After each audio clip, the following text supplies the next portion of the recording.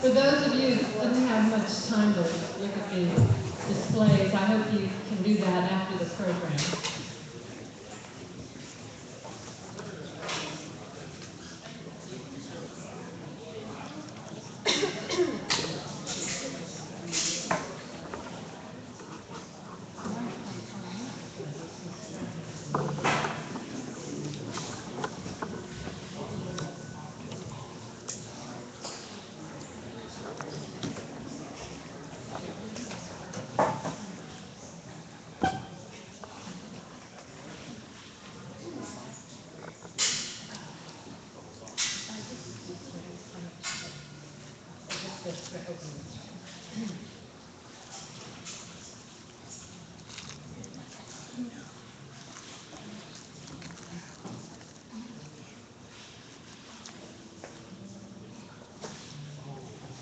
That's all right. This is totally unrehearsed. Can you tell? Can you tell? That's fine. No, we're just out here to have fun tonight. So, and it was free, right? So, that's the bottom line. Okay, I want to start off by saying, Céad Míle Fáilte. That's an Irish greeting that means 100,000 welcomes. On behalf of the Knox County Historical Society and others who helped put this event together, we extend that same big welcome to you. Thanks for coming. We've been so busy preparing for this event that we almost forgot why we wanted to do it in the first place. But seriously though, the Knox County Historical Society has two big reasons to celebrate. One, this year marks the 50th anniversary of that organization. And two, we're getting ready to open the new Knox County Museum. And since there's such a rich Irish history in our county, it seemed appropriate to celebrate those two milestones with a local St. Patrick's Day event.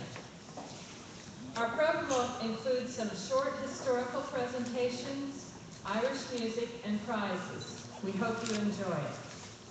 And now the Clark family, Jim, Kyle, and Natalie, will kick off our program with the event's theme song, When Irish Eyes Are Smiling. We hope you'll join in on the singing, or at least sway side from side.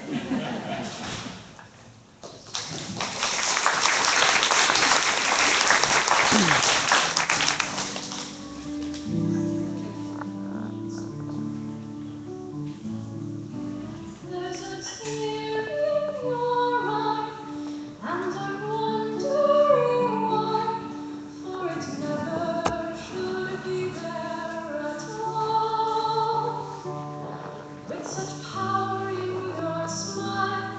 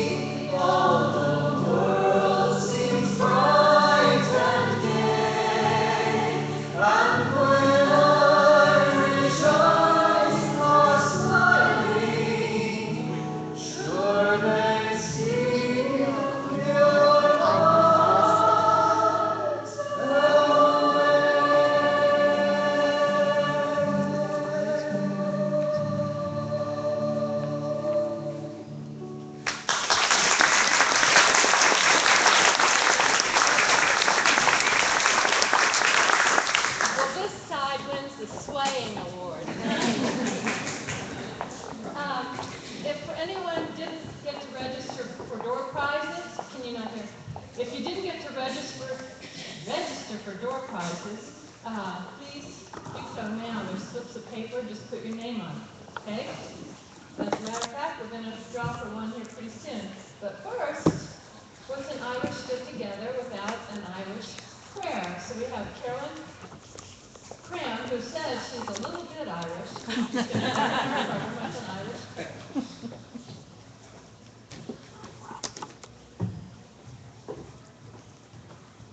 Just a wee bit Irish, not much. May these walls be filled with laughter. May it reach from floor to rafter. May the roof keep out the rain. May sunshine fill each window pane. May the door be opened wide to let God's love inside.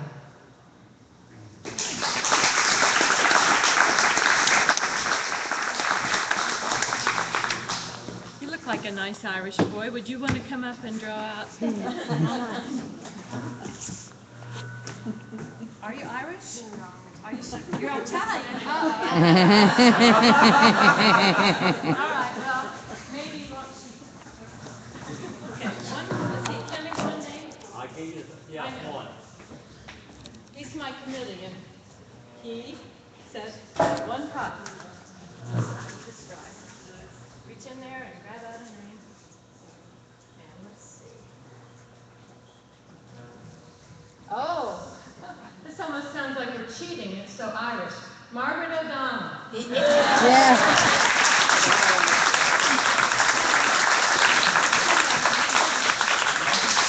Her prize is just happens to be a plaque with the Irish blessing on it, or Irish saying. Okay.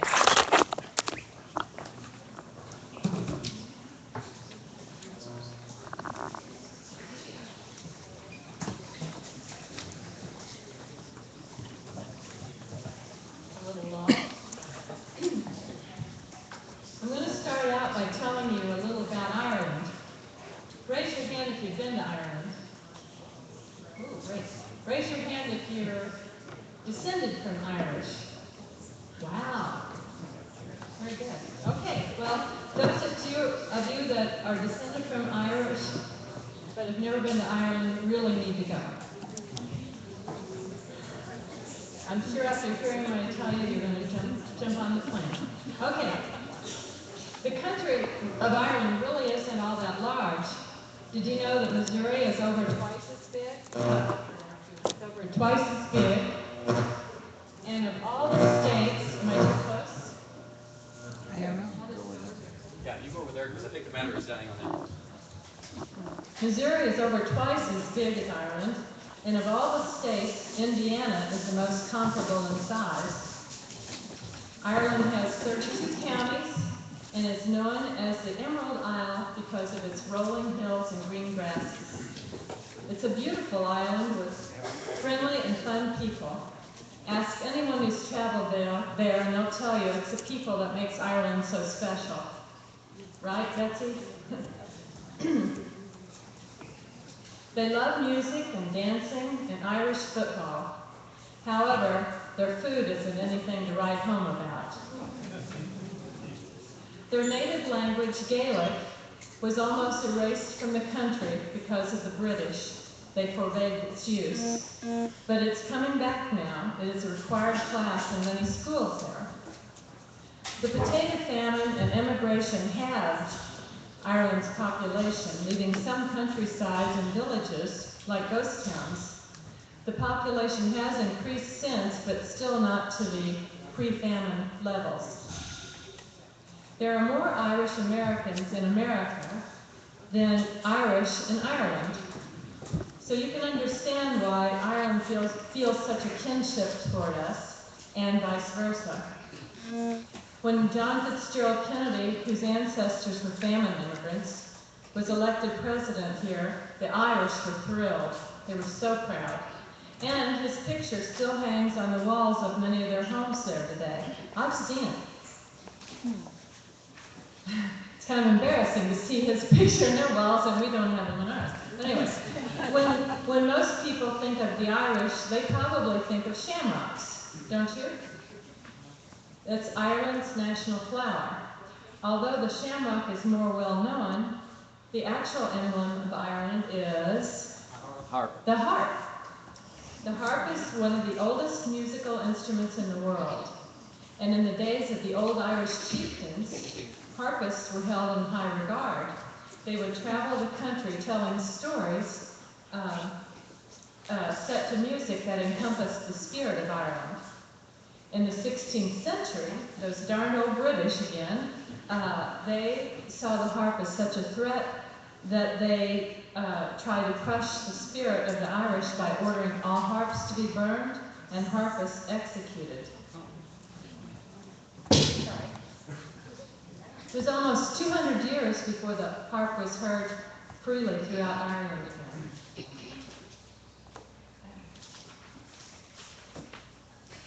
Today, the image of the harp is a national symbol and is seen on euro coins and is the logo of Ireland's famous beer. What's the name of their famous beer?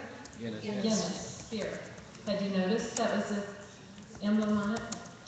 Ireland has another symbol besides the shamrock and harp, the shillelagh. This is a shillelagh. It's a walking stick traditionally made from the blackthorn tree, wood from the blackthorn tree. And the root of this tree is highly prized because it doesn't crack easily. They would take these and they would grease them with lard or butter, and then they would put them up their chimneys to cure, and it gave them this nice shiny appearance that's so well known for shillelaghs.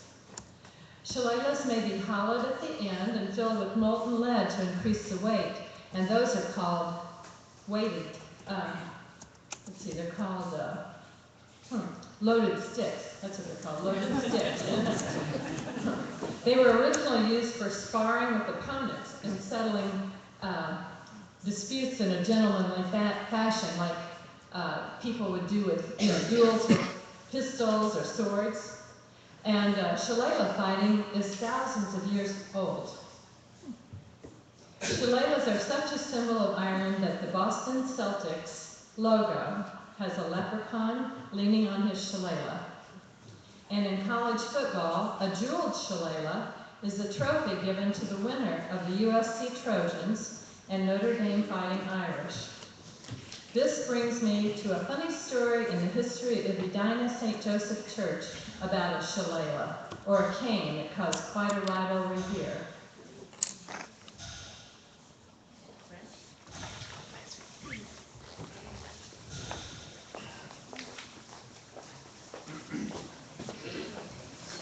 Brent, Should be working. I'll introduce you. Brent is our Historical Society president. Thank you, Brent.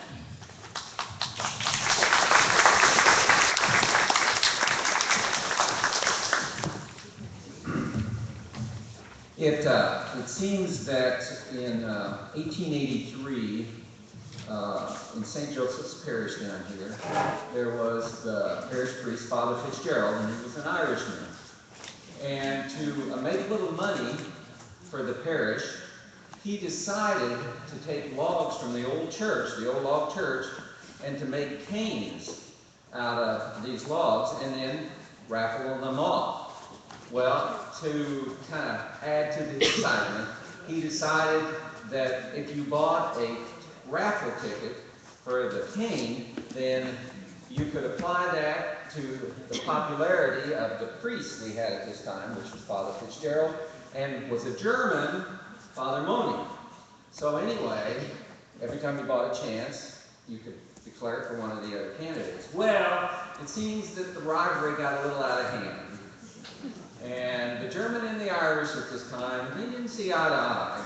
So it got so bad that Father Fitzgerald had to put a stop to it. And the voting ended.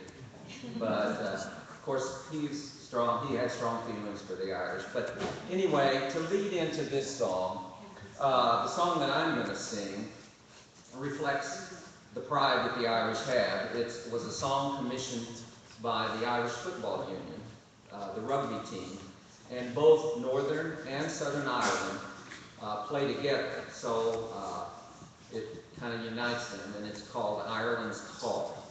This song.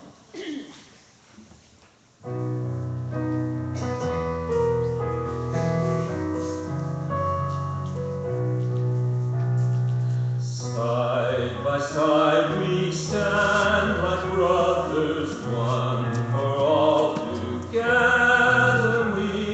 We will stay united through darker days, and will be unbeatable forever. Ireland, Ireland, together standing tall, shoulder to shoulder, we'll answer Ireland's call. Come the day and come the hour, some will live in song and story. We were born to follow our guiding star, and to meet our destiny with glory. Ireland, Ireland, together standing tall, shoulder to shoulder, we'll answer Ireland's call. Hearts of steel and heads unbowing, bowing never to be broken. We will fight until we can fight no more, till our final requiem is spoken. Ireland, Ireland, together standing tall, shoulder to shoulder, we'll answer Ireland's call.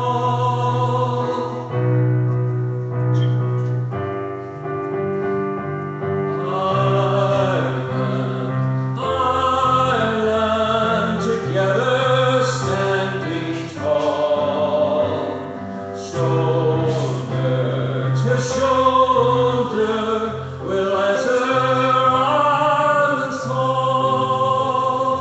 We'll answer Ireland's call.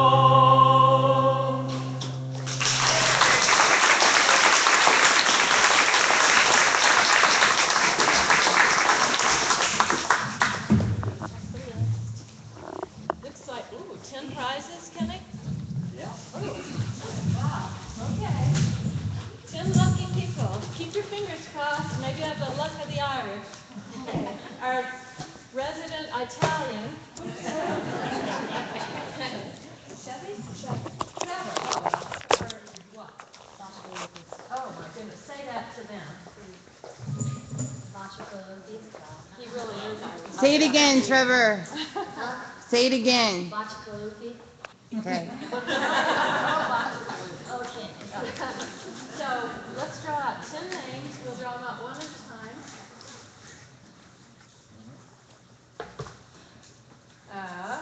Anna Mae Hunziker.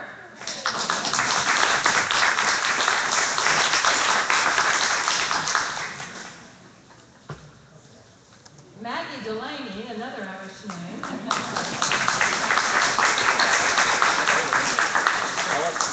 Hold her hand up. Where's Maggie? Oh, Maggie, hold your hand up high so that, raise your hand so they can find it. Oh, Betsy Ayers.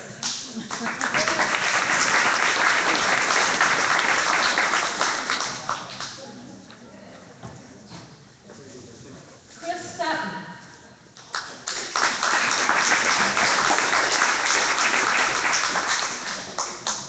Where are you, Chris? Cleva Clark.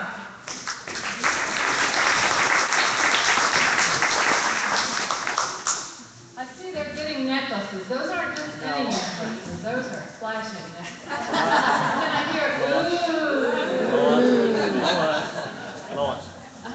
handing out hats too. Oh, now he's handing out hats. No, I'm alternating.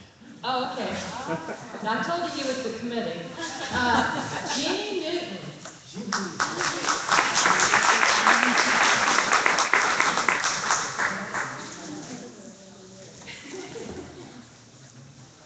Mary Ruth Couch.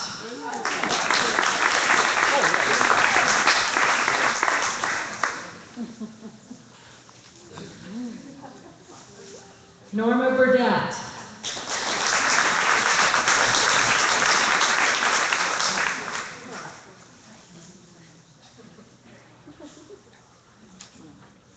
Madeline O'Brien.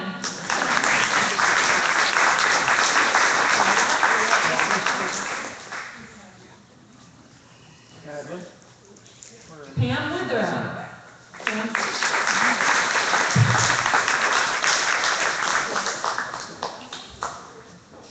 Okay, what's the name?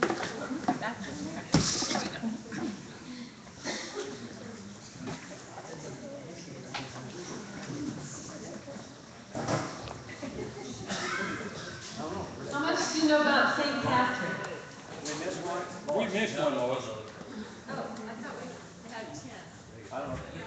Good. Pam, raise your hand if you want a prize. And did you get Pam? Okay. St. Patrick's Day is next week. In Ireland, it's traditional holiday, much like our Thanksgiving Day is here. On that day, the Irish always wear a bit of green, and they always go to church.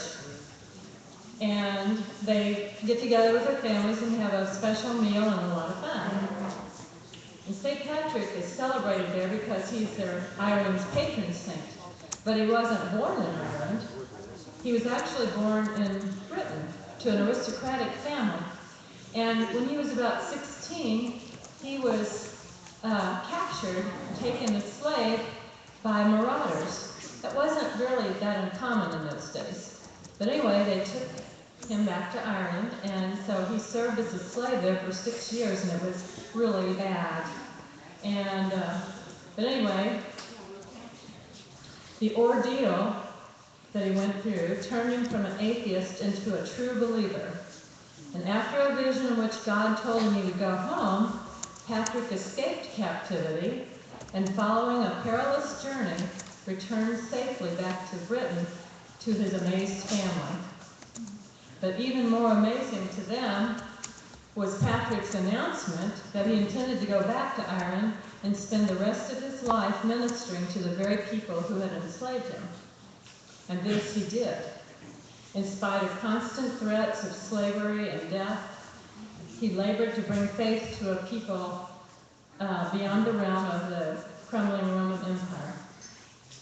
Using a shamrock as an example, he taught the people there about the Holy Trinity. And he has been credited with ridding the country of snakes, as you all know. However, there never were any snakes in Ireland, so what the theory is that what they meant by that is that he rid the country of pagans. So in spite of all his difficulties, Patrick succeeded in bringing a new way of life to the Irish people. And today, millions of people around the world celebrate his life on St. Patrick's Day, March 17th, the day of his death, not his birth.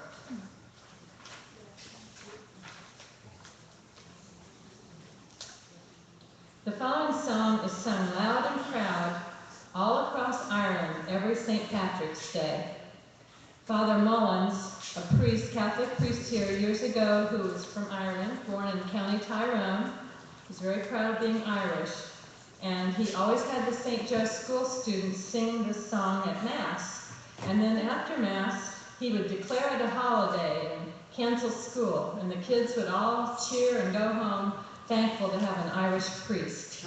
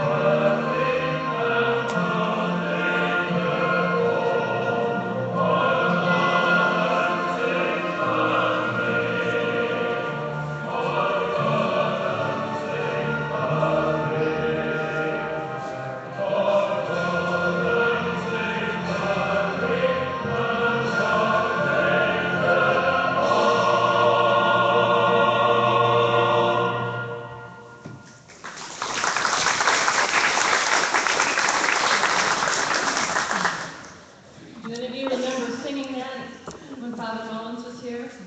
No? Maybe it just didn't sound that good.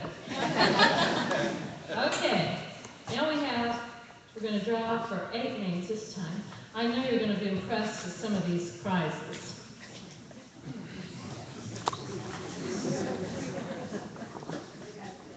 I mean, just think, when St. Patrick's Day rolls around, you already have something to wear. Okay. 8 names.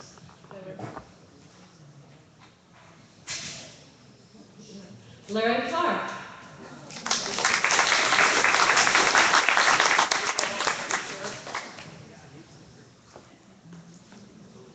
Madeline Winter. Oh, isn't that right? Yeah.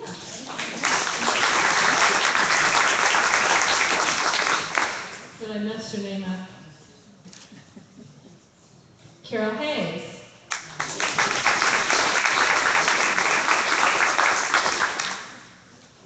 Virginia Carpenter.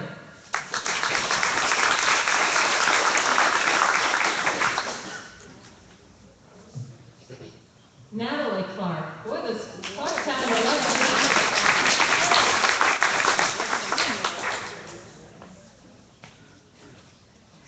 Pam Blaine.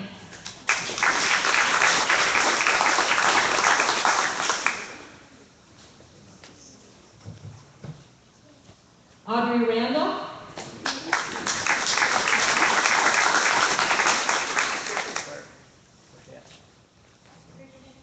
And Jack Reardon.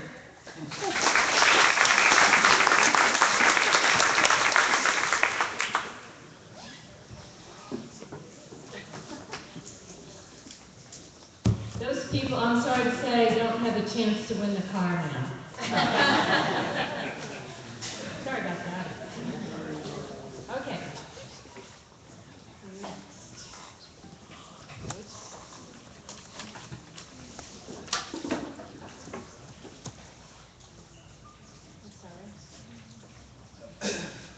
We're going to talk about why the Irish left Ireland. It's such a great place, right? Okay. Probably have some sort of idea, right? Well, even before the famine, Ireland was a country of extreme poverty. In most of Ireland, housing conditions were terrible. In 1841, nearly half of the families in rural areas lived in windowless mud cabins, most with no furniture other than a stool. Pigs slept with their owners, and heaps of manure lay by the doors. Boys and girls married young with almost no possessions. They would build a mud hut and move in with no more than a pot and a stool. A major cause of Irish poverty was that more and more people were competing for land. Ireland was not industrialized. The few industries that had been established were failing. The fisheries were undeveloped, and some fishermen could not even buy enough salt to preserve their catch. And there was no agricultural industry. Most of the larger productive farms were owned by English gentry who collected rents and lived abroad. Many owners visited their property only once or twice in their lifetime. The property was managed by middlemen who split up the farms into smaller and smaller sections to increase the rents. The farms became too small to require hired labor.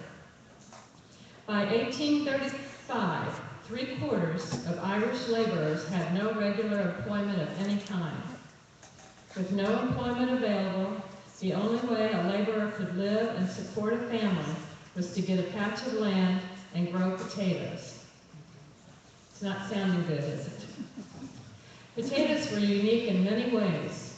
Large numbers of them could be grown on small plots of land. 1.5 acres could provide a family of 6 with enough food for a year. I hope you get a chance to see John Webb's display of potatoes over there. Potato famine and how many potatoes you had to have to live on and the nutrients and stuff. It's very interesting.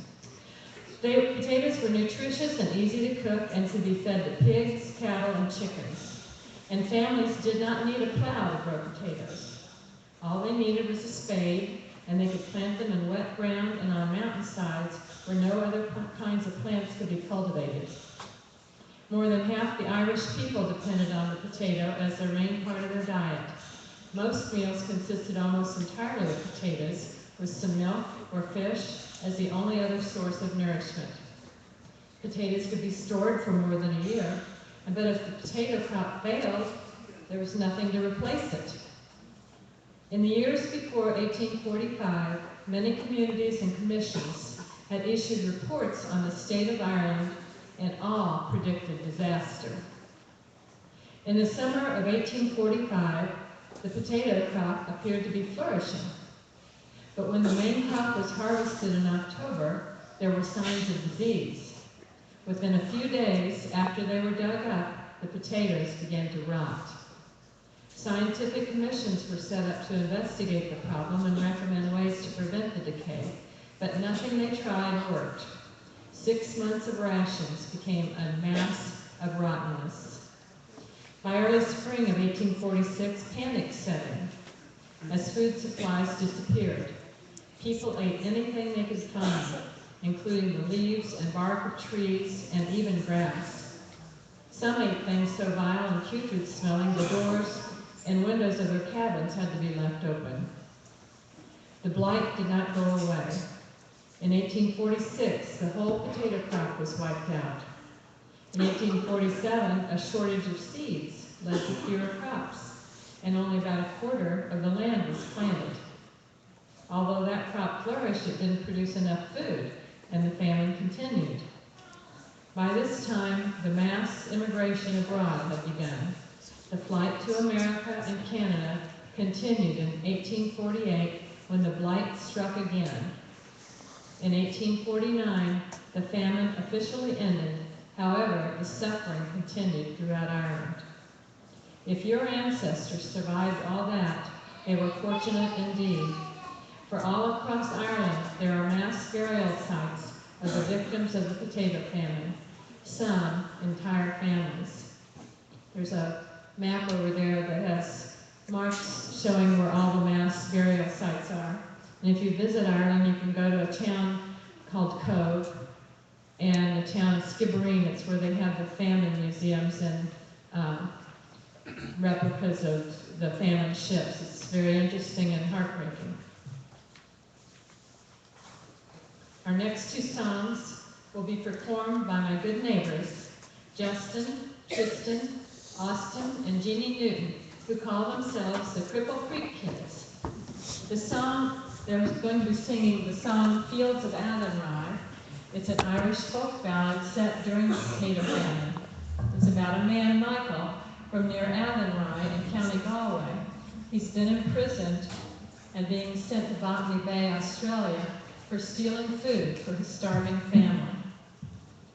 The second song, Ned of the Hill, is a very old, slow, mournful ballad with no refrain or chorus. The song concerns Ned, an Irishman who lived in County Tipperary and led a gang calling for the overthrow of William of Orange. Am I right? Are you going to sing part of the song in Gaelic? Which on both songs, just Ned of the Hill? I think we'll need to give them a hand.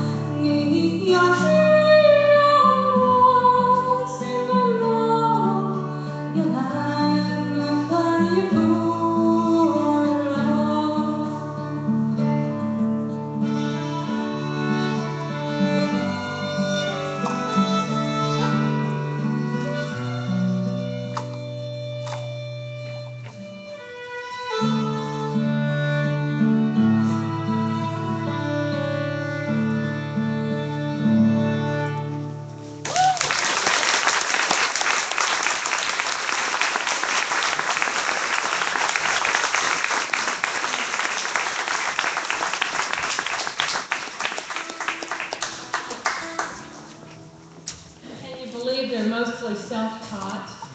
There are those raise your hand, proud parents of those 4 children.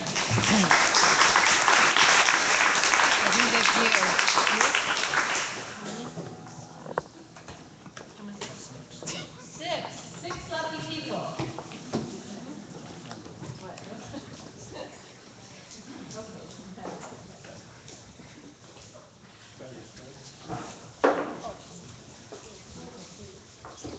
Oh, this is you. That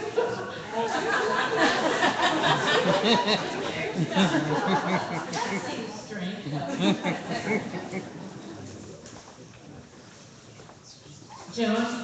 Joan Hamlin.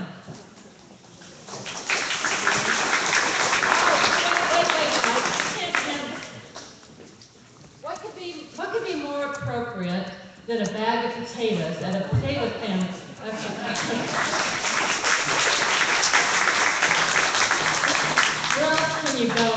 And the prize is gratitude.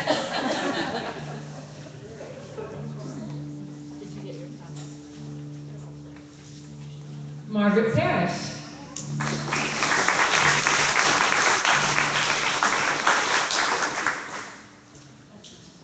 Cheryl Hayes.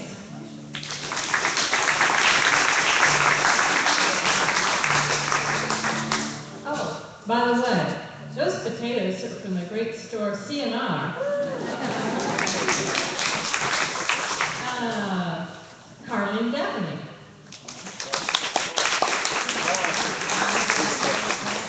What's that? Go ahead. Those aren't, these are not potato, these are books. Okay, these books just happen to be books about the potato family. It's really good. Okay. One more. Two more. No, oh, two more. Six. I said six. I know. Two more? One more. One more. Teresa Newton.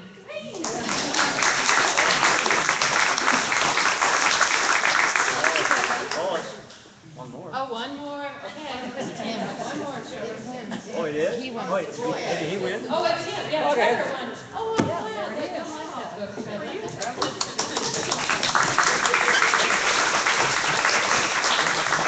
You will, and you'll never forget that you won it.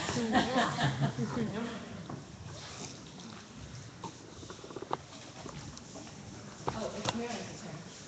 Mary Couch.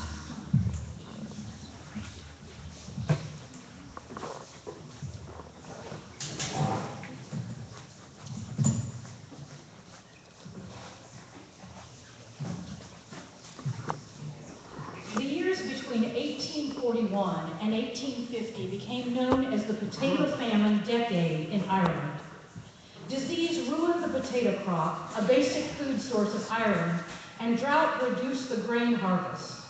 Consequently, this unseasonable weather and 5 years of potato crop failure left a wake of widespread starvation among the Irish people, leaving in the end over 1 million dead and another 2 million immigrating from Ireland.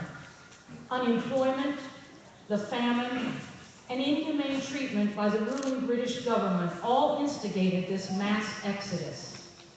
By the end of the decade, humans became Ireland's biggest export. And the adage of the determined Irish became, the only place in Ireland where a man can make his fortune is America. Brokerage firms soon realized that immigration meant profit. By 1847, they had posted handbills and ads in nearly every public place and in all newspapers. These advertisements promised plenty of work and high wages for men and women in America. They also offered comfortable passage, good service, and economical fares.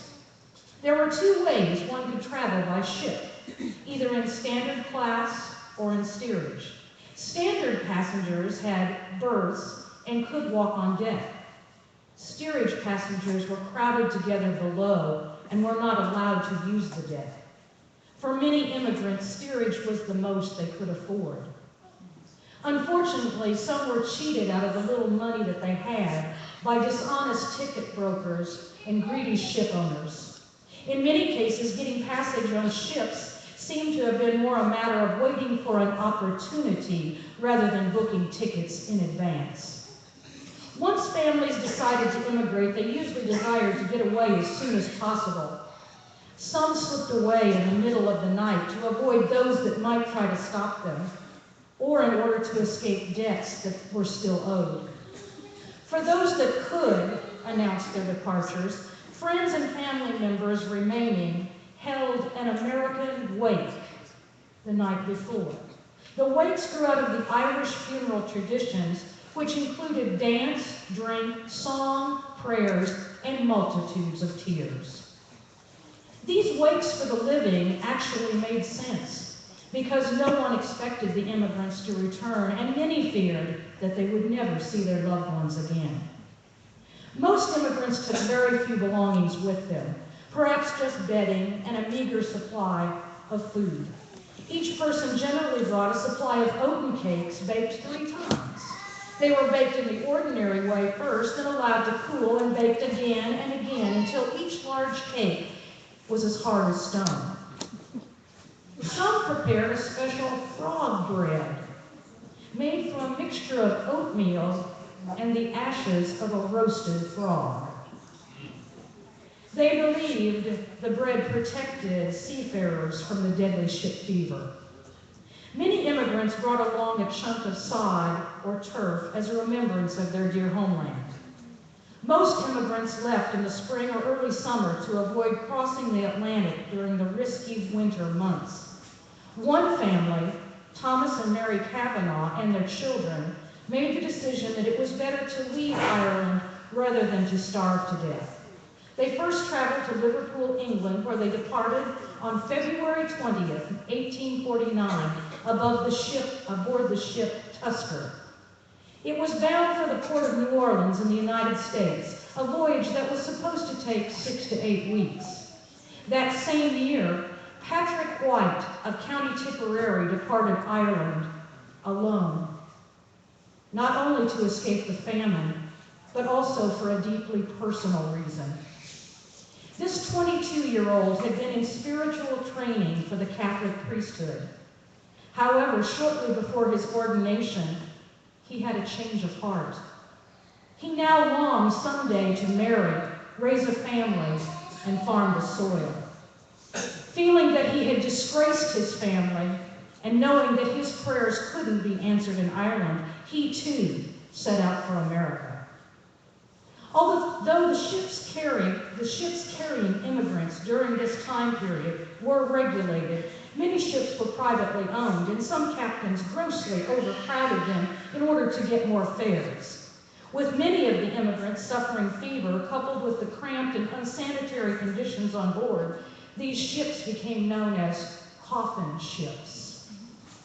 Conditions in these ships were appalling, especially in steerage. It was not unusual to have hundreds of poor people, men, women, children of all ages, huddled together without light, without fresh air, wallowing in the filth and excrement and breathing toxic air. Food was scarce and seldom sufficiently cooked. The supply of water, hardly enough for cooking and drinking, did not allow for washing. Drunkenness was not discouraged, because it was found profitable by the ship captains who were trafficking grog, which is a watered-down rum. No medicines were available.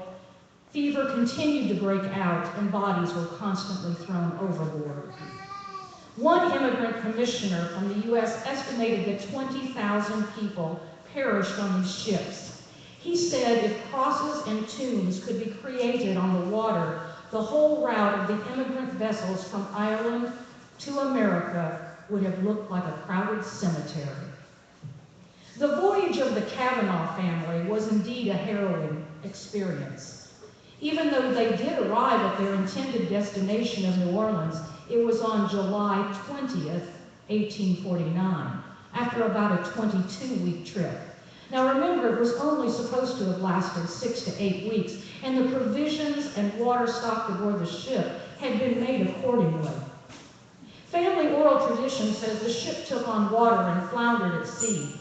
It recalls the ship being given rations by passing ships, and many passengers being transferred to other ships, some ending up in ports in Canada, South America, and Australia.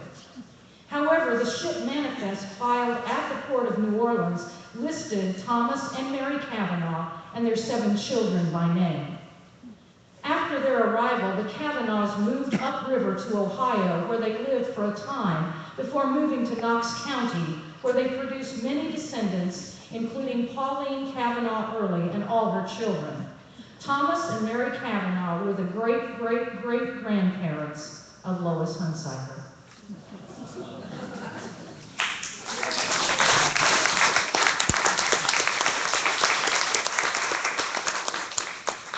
And what of the young Patrick White who fled Ireland in disgrace?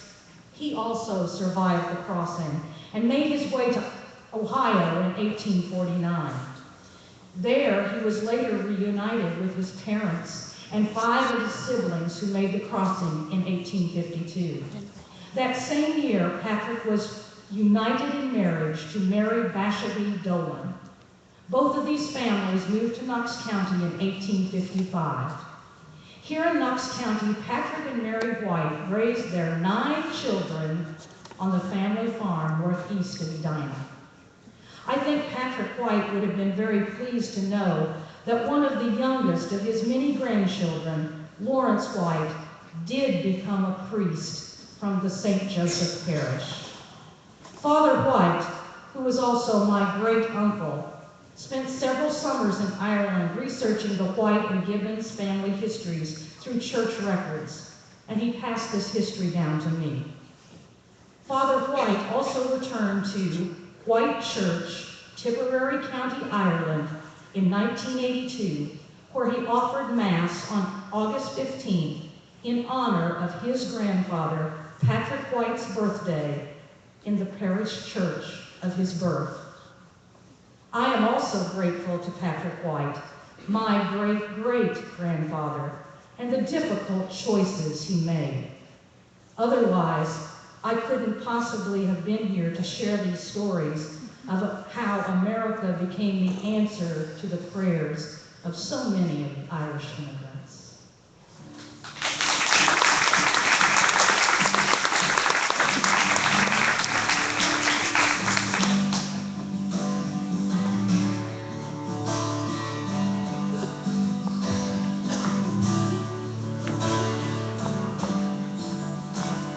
I'm bidding farewell to the land of my youth and the home that I love so well, and the mountains so grand round my own native land. Oh, I'm bidding them all farewell. With an aching heart, I'll bid them adieu, for tomorrow I'll sail far away. O'er the raging foam, for to seek a home on the shores of America.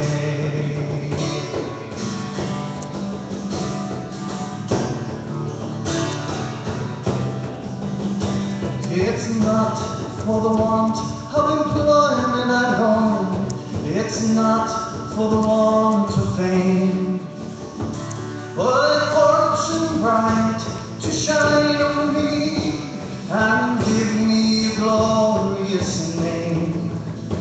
Oh, it's not for the want of employment and home, for the weary and stormy sea, but to seek a home for my own true love on the shores of America.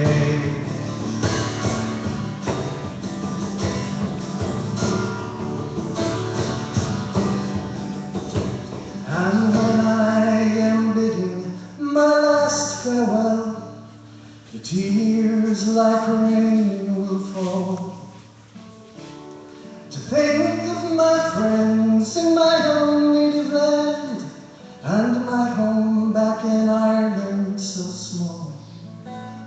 But if I'm to die in a foreign land, and be buried so far, far away, no fond mother's tears will be shed on my grave on the shores of America. No fond mother's tears will be shed on my grave on the shores of America.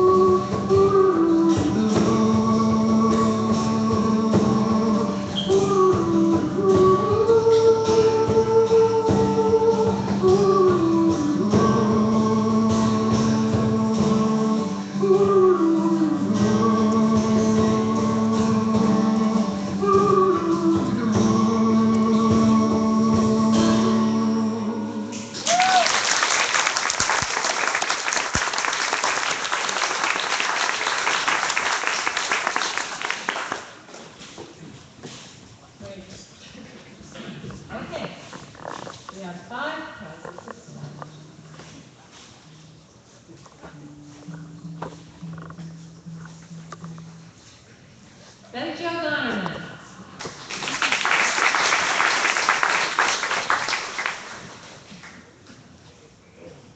Barb Hensiker.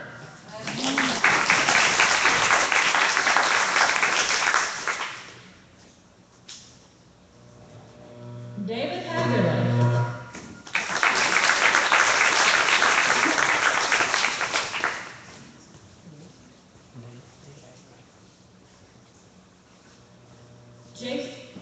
Jason Devlin.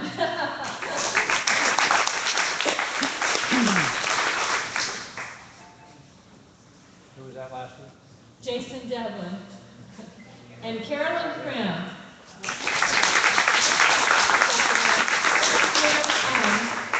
It's a shamrock if you want to wait until it's frozen over. Thank you, Kevin.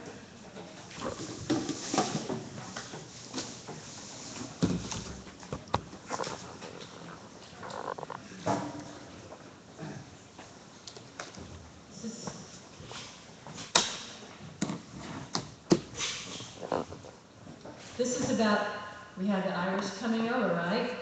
And now we're talking about Irish in the melting pot once they got here. Almost all of the Irish who immigrated to America were poor peasants from rural counties.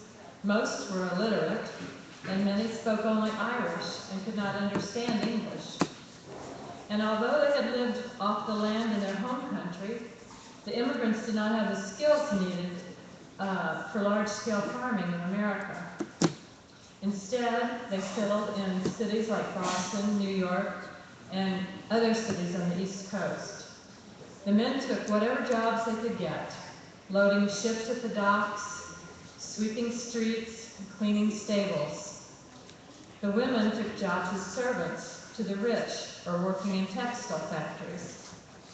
Most stayed in slum tenements near the ports where they arrived and lived in basements and attics with no water, sanitation, or daylight.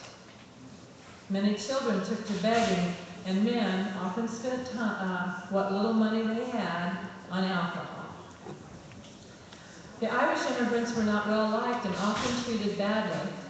The large number of new arrivals strained the city's resources. Many unskilled workers feared being put out of work by the Irish immigrants because they were willing to work for less than the going rate. The Irish also faced religious prejudice and because most of them were Catholic. As anti-Irish and anti-Catholic sentiment grew, newspaper ads for jobs and housing routinely ended with the statement, "No Irish need apply." Because of discrimination, the Irish immigrants tended to stay together in smaller communities or ghettos. They sought refuge in religion and began to donate to their local parishes to build schools and churches. But by 1860, with the advent of the Civil War, America's attention shifted to the issue of slavery, and discrimination against the Irish began to decline. The Know Nothing Party, which was founded in the 1850s to prevent Irish immigration, split up and lost all its support. Large numbers of Irish who had enlisted in the Union Army and fought bravely at the battles of Antietam and Gettysburg came back from the war and found that things were beginning to change. America became more industrialized, and the Irish laborers found better paying work. Many worked for the railroads and digging canals. Frank McCourt, the author of Angela's Ashes, and others said he thinks Irish dug every ditch in America. And many of the Irish became involved in local political machines and began to play a role in city and state government politics. So the Irish rose out of the ghettos, not only because of politics, but also because of education. As the families of Irish immigrants became more prosperous, they were able to send their children to school. And after graduation from high school, many went on to college, and then into careers like medicine, law, and business.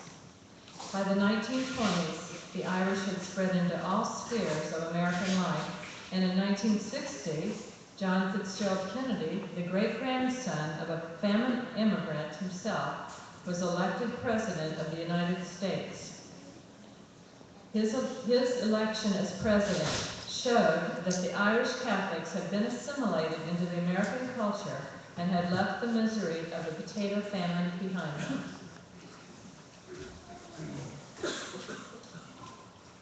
I do want to say that if you look at our county history, you'll see that many Knox County Irish came here after having settled in other states first, most of them from Ohio. Some of them farmed here, and then others,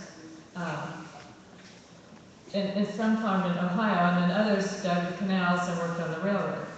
But even in Ohio, they faced discrimination. Hatred of the Irish ran so deep there that during this time period that many Ohio communities required the Irish to bury their dead in Irish-owned cemeteries.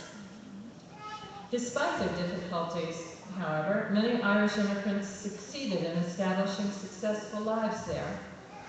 And then, however, a large number headed west to other states, many to Missouri, and here to Knox County. They came for good land at low prices, and for the opportunity to settle in a community with so many others of the Catholic faith.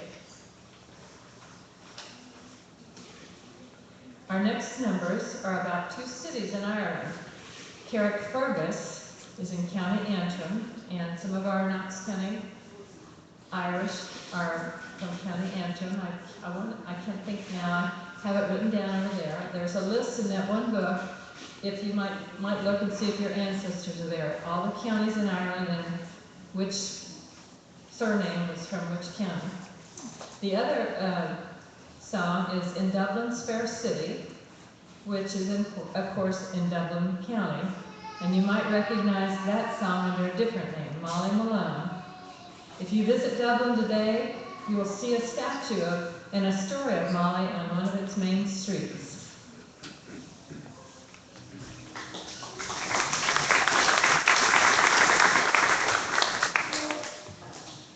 I wish I was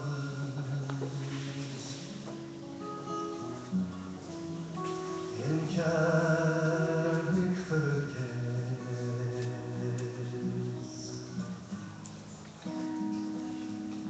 only for nights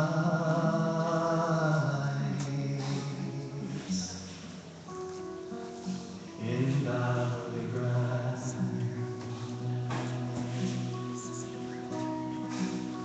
I would swim over the deepest ocean,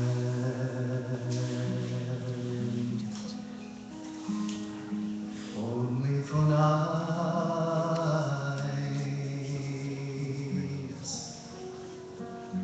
in Ballygrand.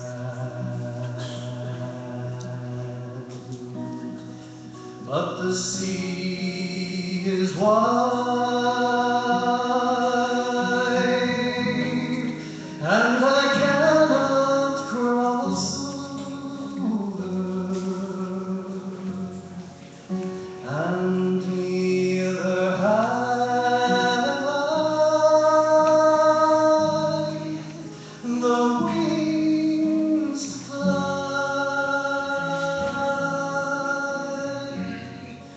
I wish I could find me a handsome boatman to ferry me over,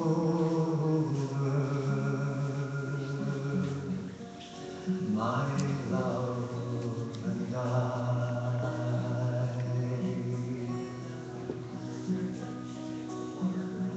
For it's in Kilkenny, it is reported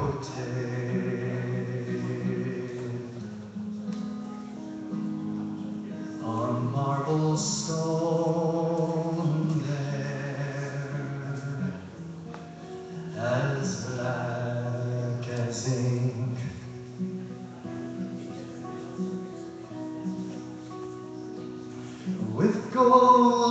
and silver,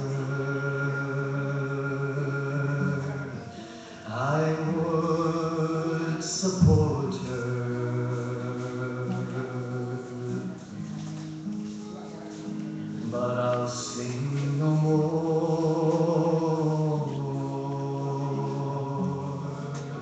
till I get a drink.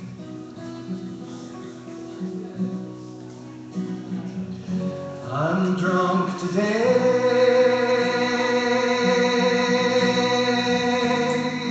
and I'm seldom sober.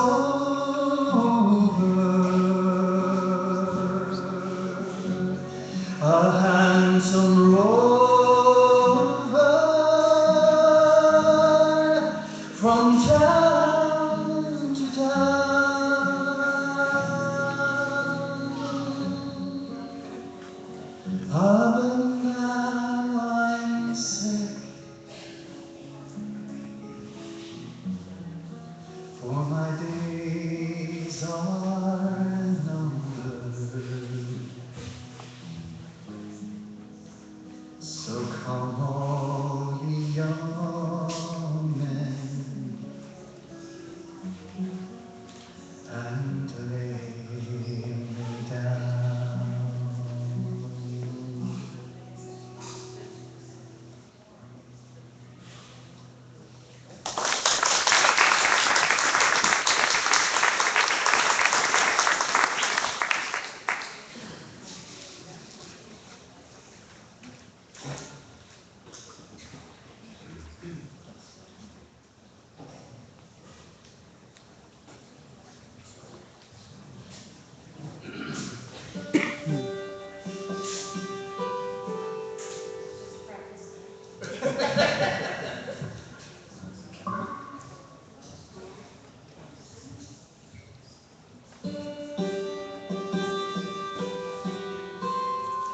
Practice again, okay? And you're going to be singing this chorus with us, okay? So get it in your head,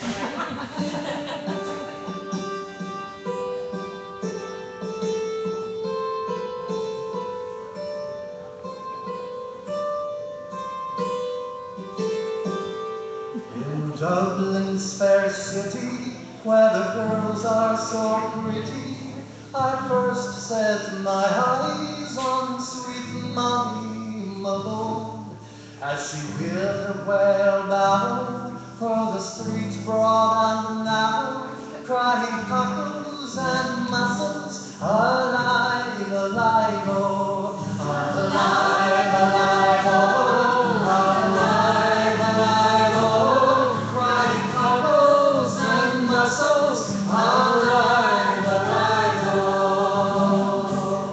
She was a fishmonger, but short was no wonder, for so were her father and mother before, and they both wheeled their bottles through the streets broad and narrow, crying cockles and mussels, alive, alive, oh, alive, alive, oh, alive, alive, oh, crying cockles and mussels, alive, alive, oh. But she died of a fever, and no one could save her, and that was the end of sweet Molly Malone. But her ghost wheels her barrow through the streets broad and narrow, crying cockles and mussels, alive, alive, oh, alive, alive, oh, alive, alive, oh, crying cockles and mussels, alive, alive, oh, alive, alive, oh, alive, alive, oh, crying cockles and mussels, alive, alive, oh.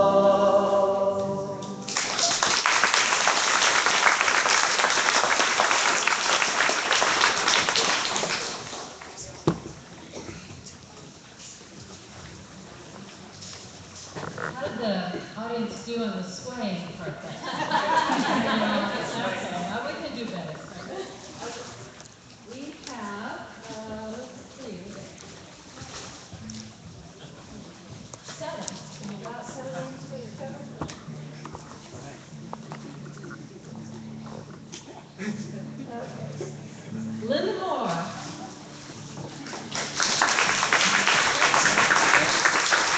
Where are you, Linda? Oh, hi, Linda. I look right at her, good shirt.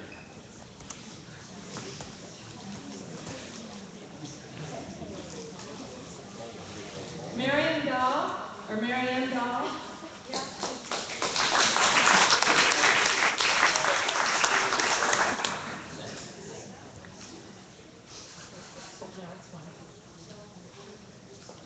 Pat Schultz.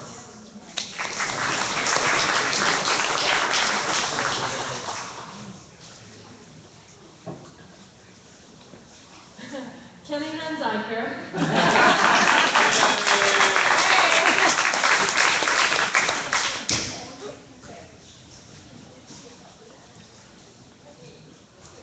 Mike Fox. Very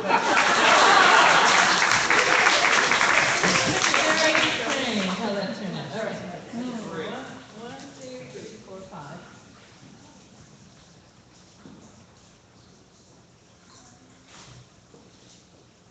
John Phillips. Yeah.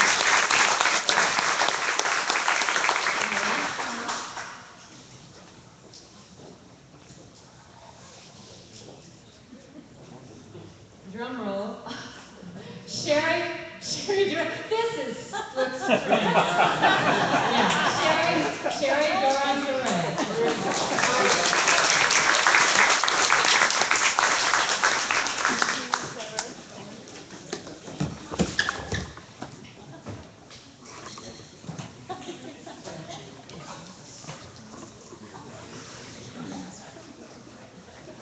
Brent is going to talk about Knox County's vision.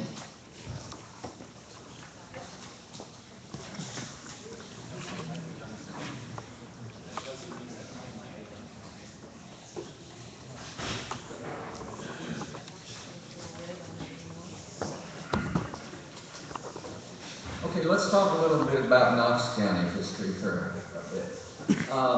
How and why we have Irish immigrants here in Knox County. That probably comes down to 4 individuals in about the 1840s through the 1870s. Peter Early, William Clancy, Father Dennis Byrne, and Father John Fitzgerald. The first one we want to talk about is Peter Early. Now, Peter Early is considered the benefactor of St. Joseph's Catholic Church. He was born in 1790 in County Tyrone, Ireland, and came to Knox County in 1841, settling in Edina. He found that Knox County offered good soil, plenty of forested land, prairie ground available, adequate water supply, and plenty of wild game. He was impressed also by the friendliness and honesty of the people. He was happy also to find other Catholics living in the area. But there was no resident priest. So, with these traveling priests coming in and out of here, he discovered that in most cases, how a community could hold a priest was to have a church. And you know, we've all heard that thing, if you build it, they will come. Well, he decided that if he could build a church, he could get these Catholics to move here. So he gets in and he pulls the community together. He gets non-Catholics as well as Catholics. And they start to build a church. But they run out of money. So Peter Early takes off on foot in the fall of 1844 to enlist the aid of friends that he had made along the way coming to Edina. And as Lois mentioned earlier, many of the Irish immigrants that came to Knox County came through Ohio. So Peter Early takes out, he goes back, traces his steps back from Missouri, to Illinois, to Indiana, Kentucky, and then into Ohio. And here, along the way, he's asking for financial assistance from the various people that he had met and known, and explaining also how great it was here in Knox County. So that is part of the reason why we have so many of the Irish immigrants at that time period. He also realized that to sustain a church, you need people. So again, here he was trying to get these Irish immigrants that were coming to America at the time to come on over here to Knox County. The Catholic Church in Edina was finally rewarded with a resident priest in 1852, Father Dennis Burnham, an Irishman, who was also impressed by the strong feeling of belonging he had experienced here in Edina, and was encouraged then by the dedication and faith of Peter Early in building of a strong Catholic parish in Edina. During Father Burnham's last years in Edina, a large number of Irish immigrants had begun moving into the area. Peter Early died in 1863. All one has to do is visit the old Catholic cemetery, and you will see the many tombstones of those early Irish immigrants and where they came from in Ireland, how proud they were of where they came from in Ireland. St. Joseph Church stands as a symbol of Peter Early's faith and the people who settled here. The next individual, let's talk about William Clancy.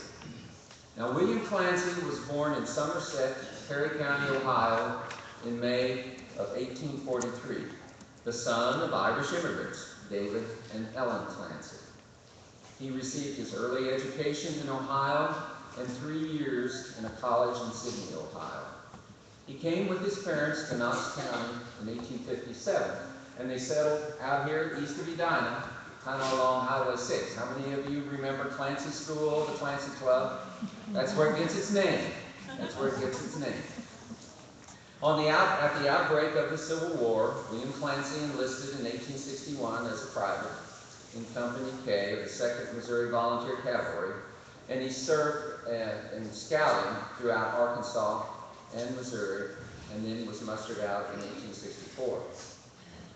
He decided he wanted to be a lawyer, so he went for 2 years to Palmyra, Missouri, to St. Paul's College, and then in 1866, he entered the law office of M.C. Hawkins in Canton and was admitted to the bar in 1868. He then came back to Knox County, and he became editor of a newspaper called the Edina Watchman. He held that position until 1869. Edina got a new resident priest about that time named John Fitzgerald, and he convinced William Clancy to do some public relations work for the parish. Father Fitzgerald expressed the sentiment of the parish that if it was all important to bring more Catholics into the area. Under Father Fitzgerald's direction, William Clancy extended an invitation to all of the nationalities to come and settle in and around Edina. Clancy wrote glowing descriptions of Edina and expounded on the advantages of living in a Catholic community. He wrote letters, appeared in the Boston Pilot, the Irish World, the Cincinnati Irish Telegraph, the Irish American, and other Eastern Catholic journals. Father Fitzgerald kept pressure on William Clancy to write more letters. And it's interesting that he would, it is said that William Clancy would get lazy and slothful. His sages and far-seeing little pastor would rally him on to the work and show him what a great and good work he was doing for the people he was bringing here at also Knox County. He would say, "My dear sir, you don't know how much wealth you have added to Knox County during the last year. Let me show you." And then he would draw out a list, and commencing at the top, and then he would say, "Well, here this old man and his old wife, well, they're worth $500 apiece. Then he has 4 sons. Well, they're worth $1,000 apiece." And then 3 daughters, 3,000. Then he would total all that up and he said, well, there's $7,000 worth. And the total valuation is $15,000. Reverend Fitzgerald would say, now, William, that is on the lowest basis any infidel can figure it. But when you get a good Catholic family like that into Knox County, it's like yeast or the leaven to the baker. You know it is written that a little leaven leaveneth the whole lump. Your work, sir, is like the dew from heaven. It falls on all, blesses us all. In this way, he kept Clancy up, writing glossy, inviting letters, calling in Roman Catholics until 1/4 of the population is Roman Catholic.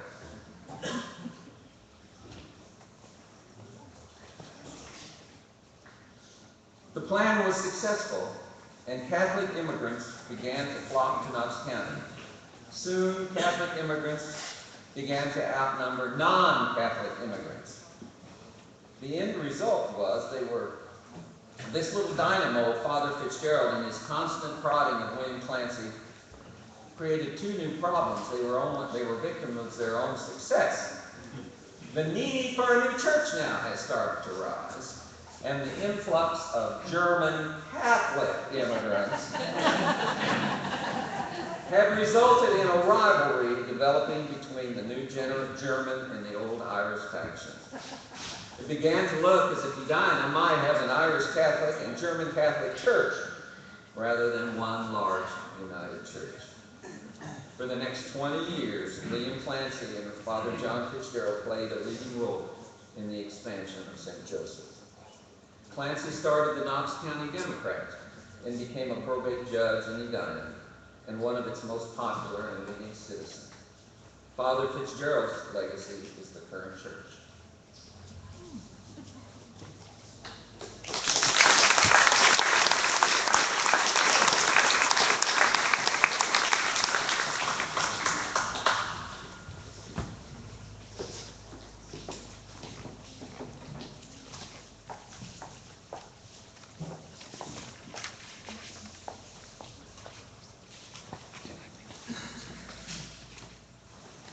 Hey, Trevor. Grab the bowl. Grab the ball. Yeah, 3 drawings, 3 prizes.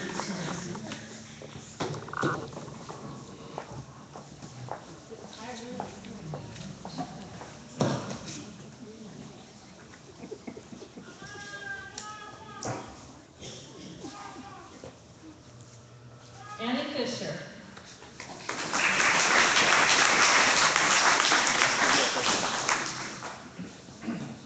Deborah Phillips.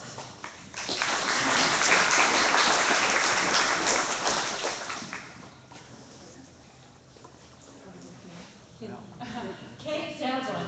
You're Irish. Lucky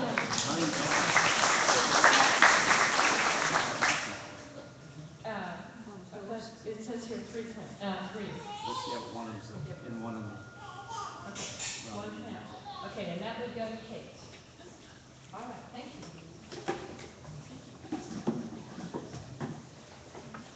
Brent didn't tell you that William Clancy, like so many other Knox Countyans, left to go west to Butte, Montana, where they were mining, digging, the Irish digging some more. Butte, Montana had more Irish than even Boston had at one time. And if you go out there now, you'll see lots of Irish surnames. However, William Clancy became a famous judge out there and known for the Anaconda or the Copper King trials. And actually what happened was he was a judge that got bought off by the Copper Kings. And so he eventually sat in the court when the trial was going on and slept and spit in the spittoon. If you go out to Butte, Montana and visit the mines, they'll have pictures and stories about William Clancy.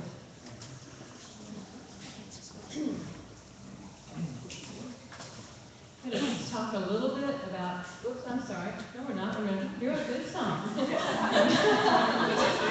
That'll be a nice break. This next number, sung by the is a beautiful old Irish hymn dating from the 6th century that many of us still sing in church today. And I think it seems fitting to sing it tonight, remembering the vision of Peter Early and all of the others whose faith meant so much to them.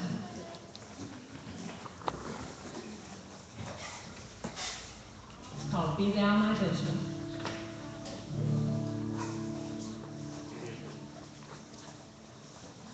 Be thou my vision, O Lord of my heart, not be all else to me save that thou art. Thou my best God by day or by night, waking or sleeping, thy presence my life. Be thou my wisdom and thou my true word. I ever with thee and thou with me, Lord. Thou my great Father, my bright true Son.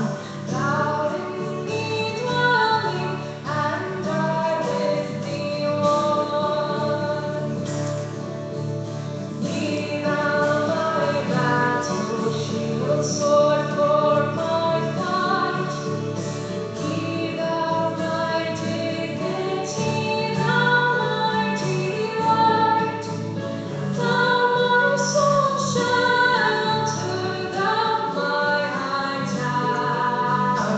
Raise thou me heavenward, O power of my power.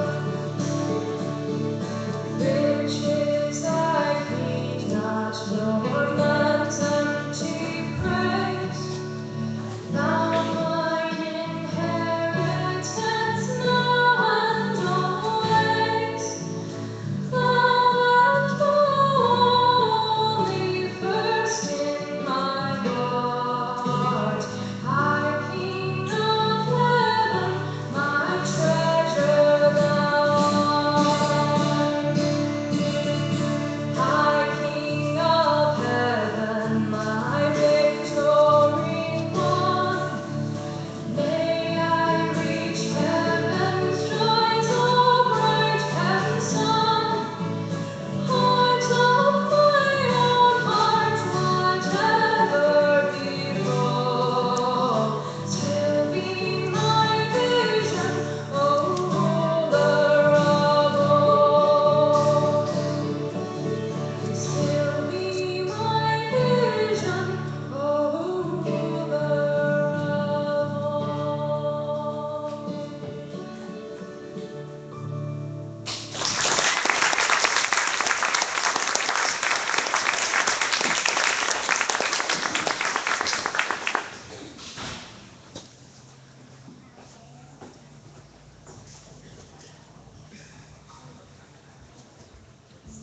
We'll just take a little bit to talk about those Irish names.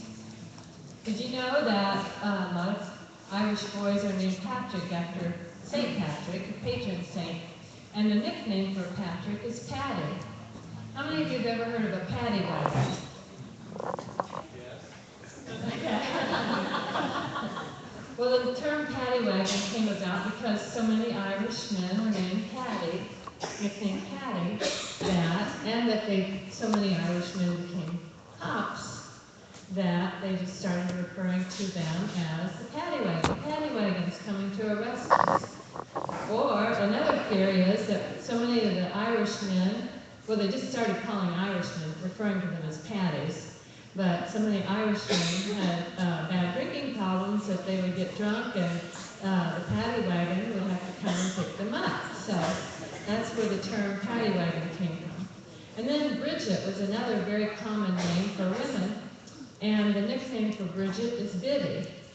And as we said before, a lot of the Irish women would work for the wealthy women as maids, and those women would refer to, when they were speaking about their maids, would refer to them as my Biddy. So now you know where the term Old Biddy comes from. The Irish surnames, a lot of times they were simplified, like if it was O'Malley, they might drop the O and just be called Malley. Or if it was McReynolds, they would just drop the Mick and make it Reynolds, just to simplify things. Sometimes names were changed because the Irish couldn't read or write and they didn't spell it correctly. Or sometimes their brogues made it hard for people to understand, and so it would be recorded incorrectly. There was a case that I thought was kind of a tongue twister. It actually took place here in Knox County. See if you can follow. This story involves a family whose last name was changed by accident and stayed that way for many years. It's kind of a tongue twister. When Knox County was first being settled, a Mr. William Walsh was entering land at the land office and chanced to get in line behind the man of a name, I can't even say that part. Okay, he got in line behind a man named Welch. Well, when Mr. Walsh's turn came up, the clerk used the same name instead of Walsh. Mr. Walsh didn't discover the mistake until after having walked all the way back to Quincy, where he was living at the time. He feared that he might lose his land if he tried to straighten out the matter, so Welch he was the rest of his life. Years later, however, when his grandchildren were growing up, they wanted the name changed from Welch back to the good old Irish name of Walsh, and succeeded in having that done. Try repeating that story 3 times very fast. Speaking of Irish names, here's one you're sure to know.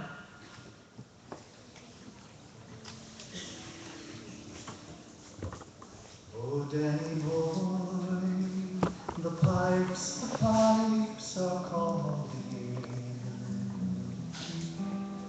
From glen to glen and down the mountainside. The summer's gone and all the flowers are dying. 'Tis you must go and I must hide. But come ye back when summer's in the meadow, or when the valley's hushed and white with snow. 'Tis I'll be here in sunshine or in shadow.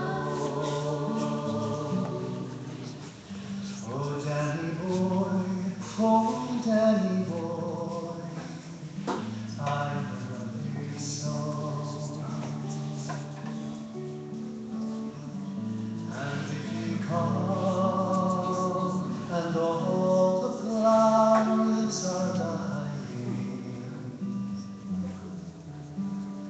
and I am dead, as dead I well may be,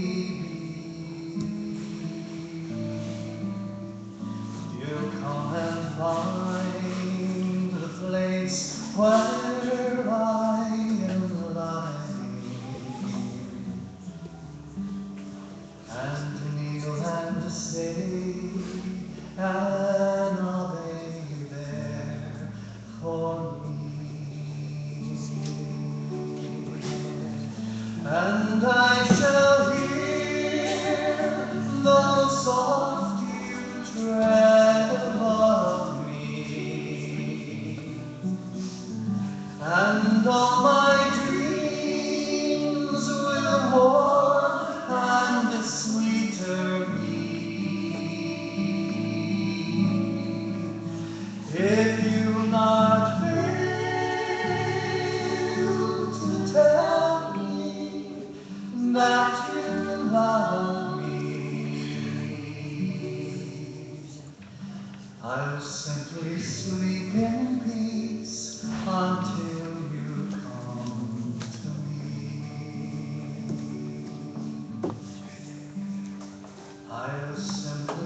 sleep in peace until you come to me.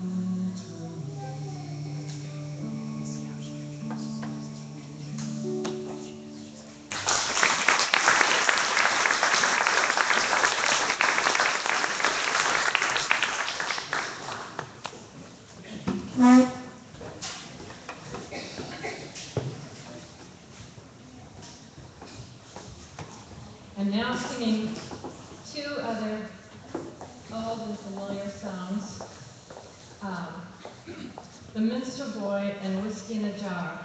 In Ireland, those are very famous songs, have been done for years and years. Didn't make mention of them yet in our program, but a man named Francis O'Neill, who is known throughout the world as the man who saved Irish music.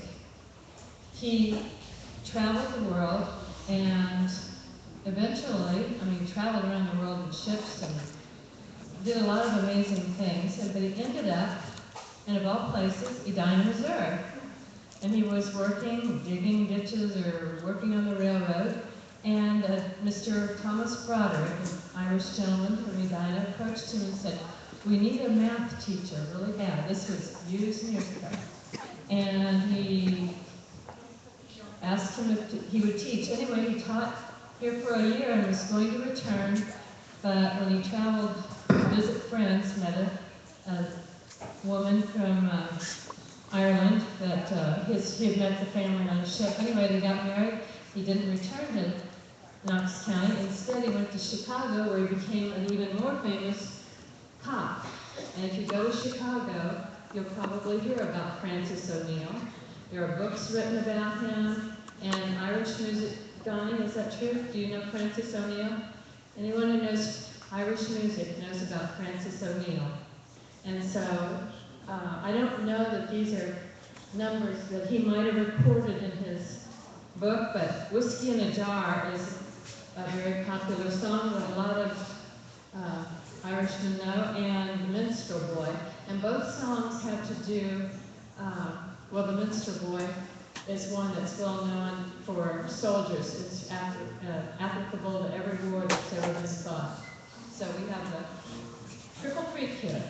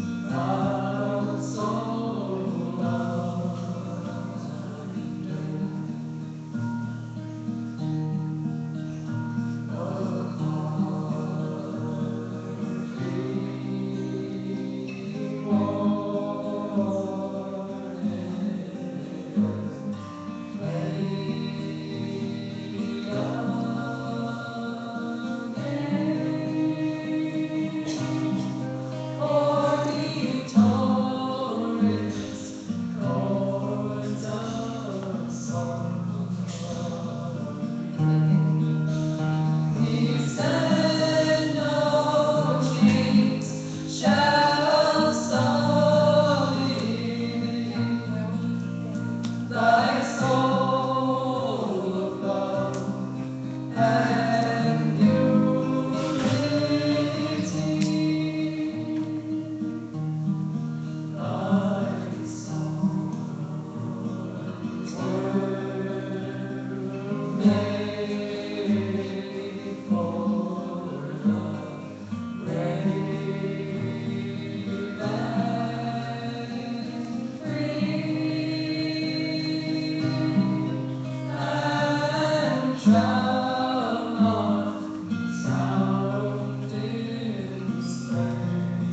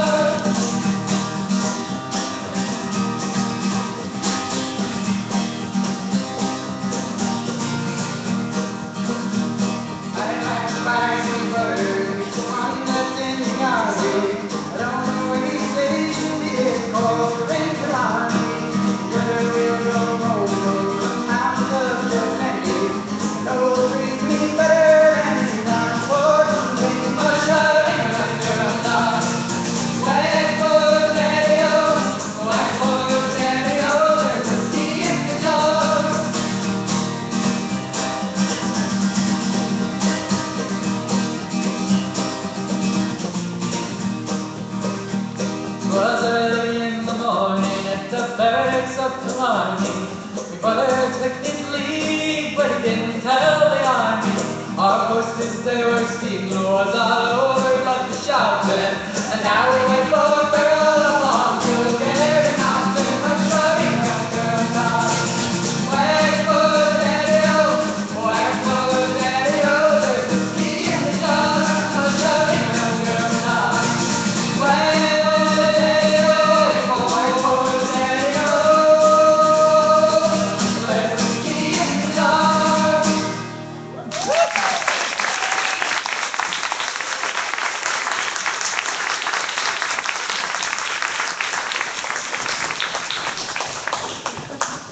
I apologized earlier. My committee told me that I messed up on the prizes that goes. Somebody didn't get their prize. It was because they were plants. And I was supposed to tell you to pick them up after the program. So if you didn't get your plant, come up after the program and get your prize. And one more thing before we draw for these prizes. Brent was telling you about William Clancy and Peter Early trying to bring people into Knox County. I know these numbers are too small to read. This is the population chart for Edina and Knox County since the year 1840. And you can see, at least, you might not be able to read them, but that in the census of 1890 was when Knox County's population was at its largest, 13,501. And it was in between around 1870 when most of the immigrants came into Knox County. And you can see that we've gone down to 4,131 at the last census, and it's predicted that we'll be in the 3,000s by the next time. So I'm glad you came tonight, because by the next census after that, there might not be anybody here. Anyway, I digress. Okay, we are drawing for a whole bunch of prizes now, 12 of them. And the last 6 names drawn, my committee said, will be 6, the last 6 names gets one of the shamrock plants. And Jeannie Bailey donated some of those, and she said they're really not that difficult to grow.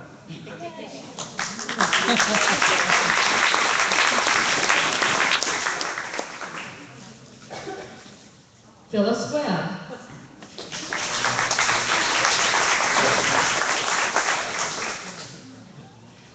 Gary Gibson.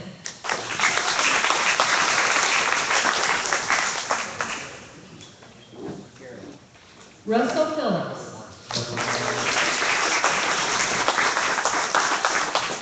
Elise Meyer. That's my granddaughter. Shelby Bailey.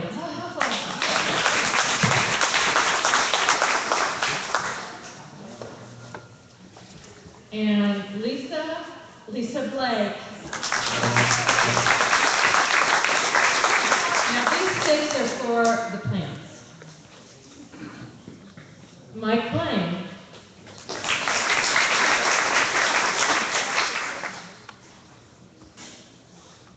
Evelyn Collop.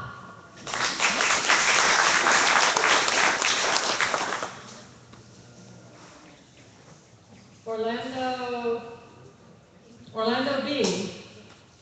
He's not here. He's not here? No. Okay. Another name.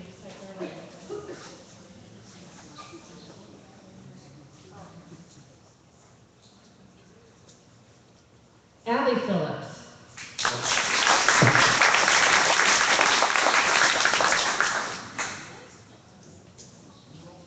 Anita McCabe.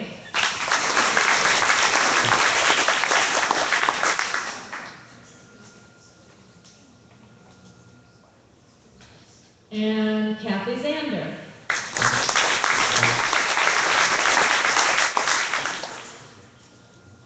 And the last, Caleb Hunziker. Caleb is my grandson, and I want to thank him. He's taking care of the PowerPoint tonight.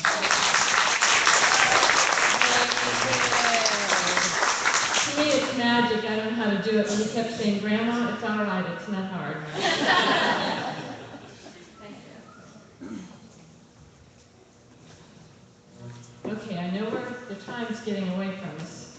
I do want to, we can't have a program without mentioning the women, and because the time is getting short, I won't take long. You can imagine how difficult the women's lives were back when they were first settling in Knox County. I won't go into all that, but I was just writing down, I went through the names, and I was just counting all the women that had 10 or more children back then. And there were so many, I thought, well, I can't list all of those. But I will say that all of the work they had to do, cooking on hot wood stoves, pumping water, cooking, making their own, weaving their own fabrics and sewing all the clothes. In addition to all that, they birthed and raised a large group of children. It wasn't uncommon to have as many as 13, and it also wasn't uncommon to lose those children or their husbands to accidents or diseases for which there were no medicines or antibiotics at that time. The women themselves often died from the same or from childbearing itself, leaving their husbands to have to quickly remarry in order to have a caretaker in the home. Likely women got through these challenges by helping others.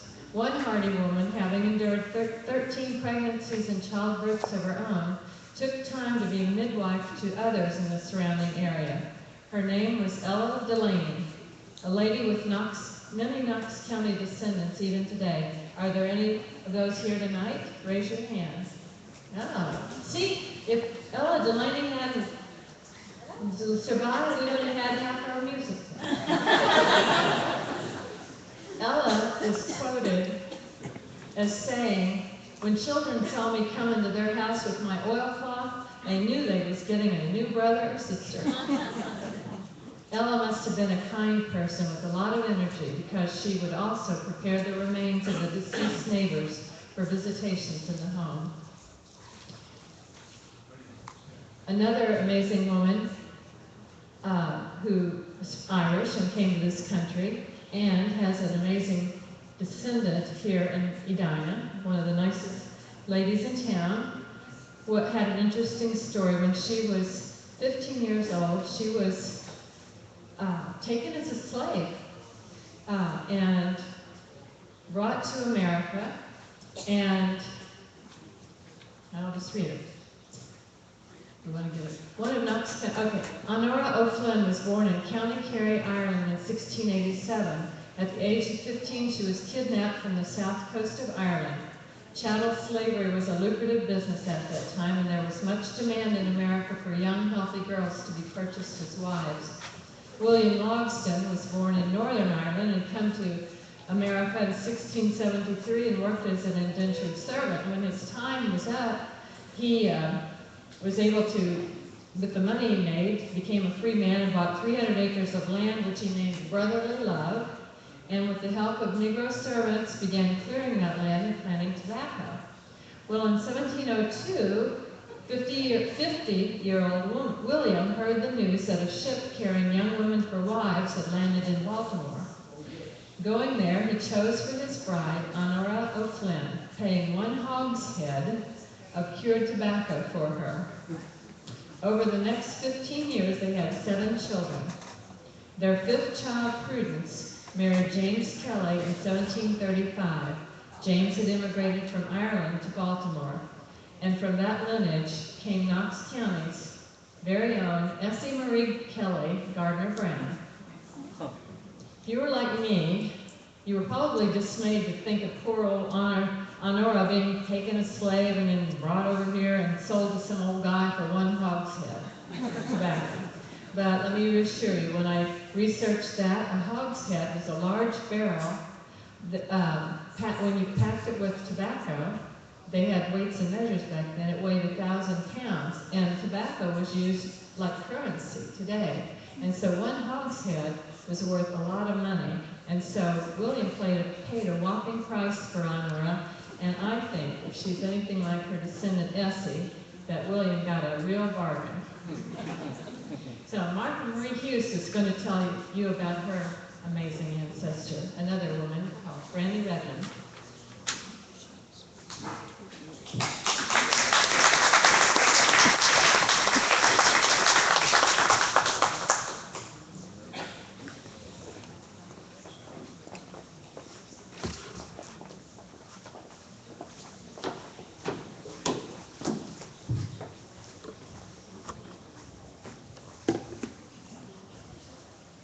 Granny Redmond came a little bit earlier than some of the other Irish immigrants.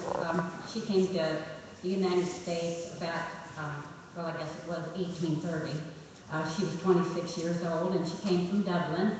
She was in the textile, she learned how to make silk and do embroidery, make lace and wool. And so when she went to Boston, I think that made her able to get into that kind of work when she got there. And her husband was James Michael Redmond, and he came at the same time, but they came from different parts of Ireland. He came from Belfast, and he was blacksmith and probably did metal work.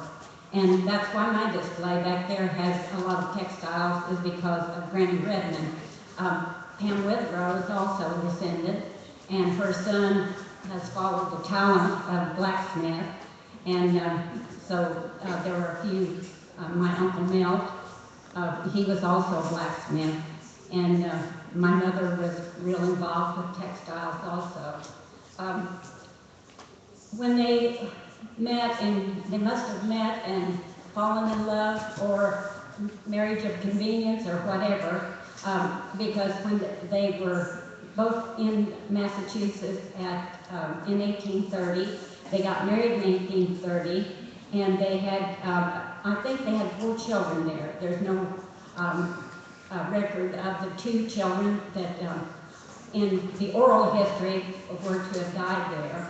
But they lived there for about 3 years, and then they came to Quincy, and I understand that they were part of the founders of Quincy. I haven't checked out the date yet, but they had 4 children there, and 1 died.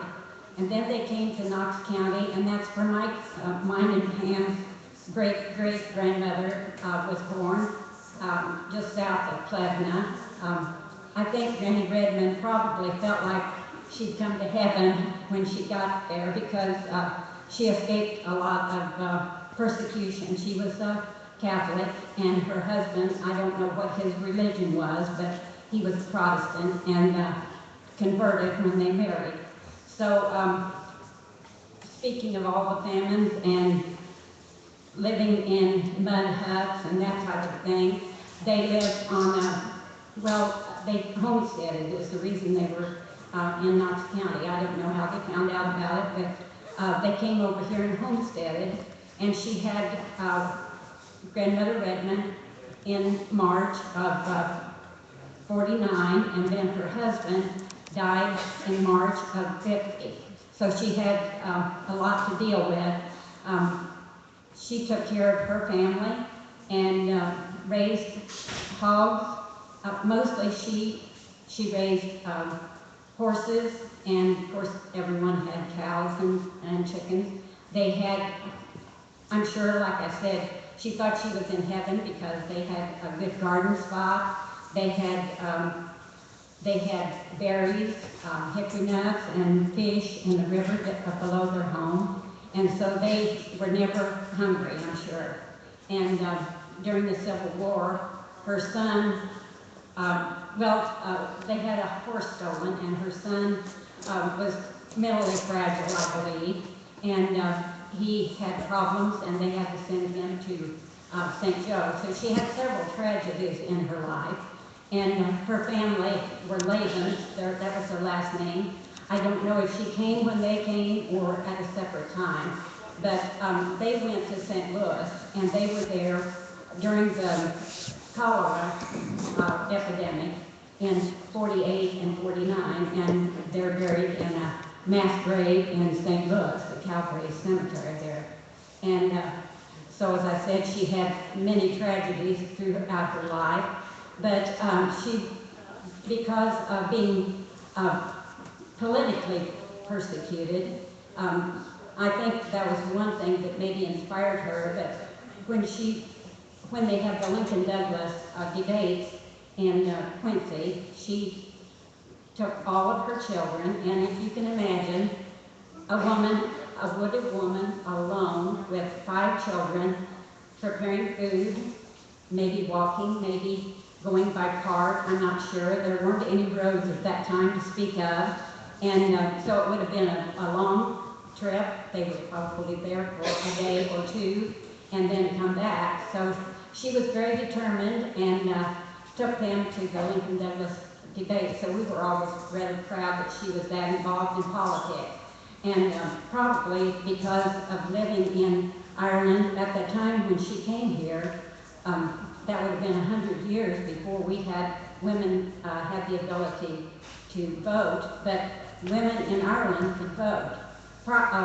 Catholics couldn't hold office, so that was their main reason for getting out of there, and they were persecuted in other ways, and I'm sure, as Lois mentioned, that they were also persecuted in some ways when they came to Massachusetts. That may be the reason that they came on down to Quincy and then on over to Knox County. Mother wrote an essay for the Corn Fest about Granny Redmond, and she said Granny always told the grandkids, you know how we tell our kids, don't do this, or the boogeyman will get you, or something like that, or Santa Claus will come. Well, she always said that they were, there was troll under the North River Bridge, and that was just down over the hill from where they lived. So she frightened them into doing some of the things she wanted them to by saying there was a troll there, and berries under the flowers. But Mother said they knew that they were there, but they left when Granny left. And Margaret Stout, some of you know her, she was a great-granddaughter. She wrote us some stories about the Granny Redmond, and she said that during the Civil War, they had a horse stolen, and so after that, the girls got together and they decided that the only thing they had of value was their silver, and so they decided that they would put them in a big metal cooking pot and go down under one of the hickory nut trees and dig a hole and bury it down by the river. And so she said years, maybe months later, or whenever they felt safe, of course the Civil War went on for quite a while, but whenever they felt safe, they decided to go see if they could dig up their silver. And they dug several places, and they were never able to find the silver. And then she said, but then maybe that was an Irish tale. But again, I'm proud to be, I think it's the 7th generation of Granny Redmond. And there's several around this area and all over the United States. So as someone else mentioned earlier, if she'd have gone to St. Louis with her family, she would have died in the plague. And Sam and I and several other people wouldn't be here. So we all have circumstances that we might not have been here, so I'm glad we're here. I'm glad I'm here, I'm glad we're here.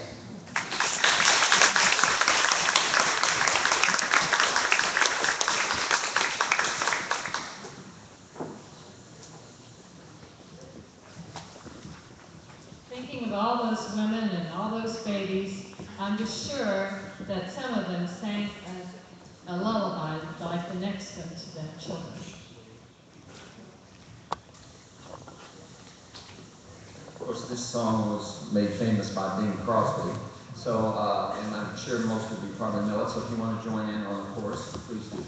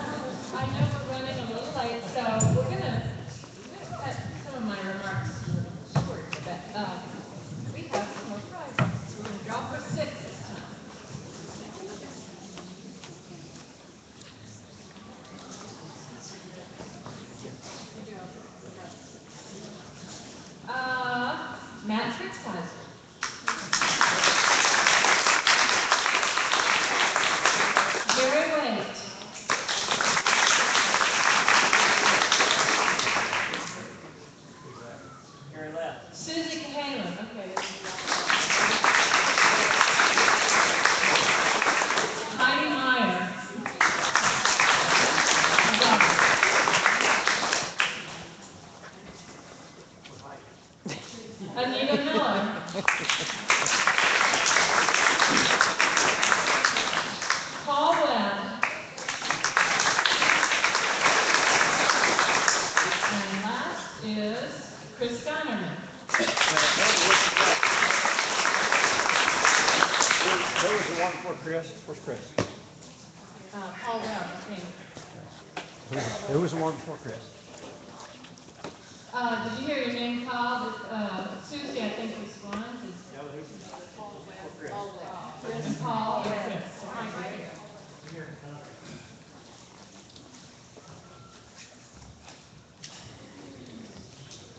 Talking about the proud Irish. I'll keep this short, but probably Knox County's proudest Irishman of all time was a fellow who was born on St. Patrick's Day, as well as being from Ireland. He and his parents came from Tyrone, County Tyrone, Ireland, and their names were Frank and Alice DeCastro, and the proudest man was Pat DeCastro. He was 16 years old when he came over, and he was one of 10 children. And just about as soon as he got here, Pat started out with a team of, I don't know if you call them a team, oxen and wagon, and he started a freight line from Edina to Quincy, hauling freight to and people to and from Quincy. It's a long trip, and later on, that was before there were roads, and turkey and deer and wolves, and I mean, it wasn't uncommon for him to see all of those animals on the way. Then later, as he needed more speed and the roads got a little better, he got a team of horses. Anyway, he carried people in his horse and wagon and mail and people to and from the railroads when they came in, the depot. And he did this for 50 years. But every St. Patrick's Day, he would decorate his horses and wagon with in green because it was his birthday and St. Patrick's Day. And he was very proud of that.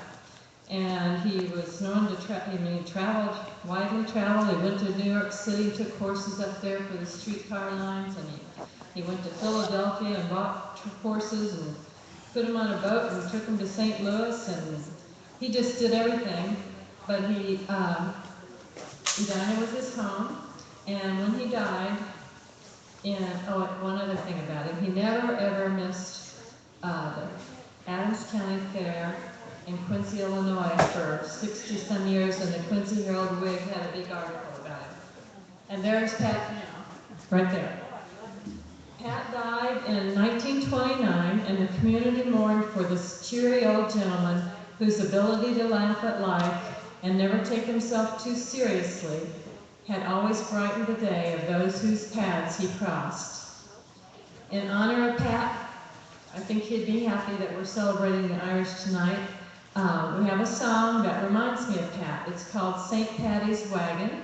It's about a man who's a drayman just like Pat was, and he was a hard worker by day, but at night he liked to party. And his poor old Mrs. O'Shea would have to go after him every night when he'd get drunk in the pubs, until one night when the weather was bad and Mrs. O'Shea said, "Enough's enough." And I want you, hope you can hear the words and see what happened.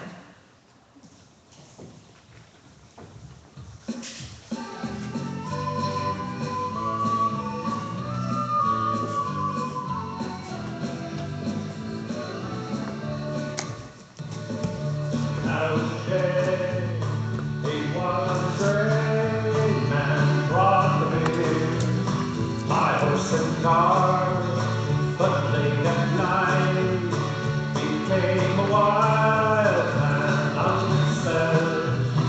All the words are not black and white.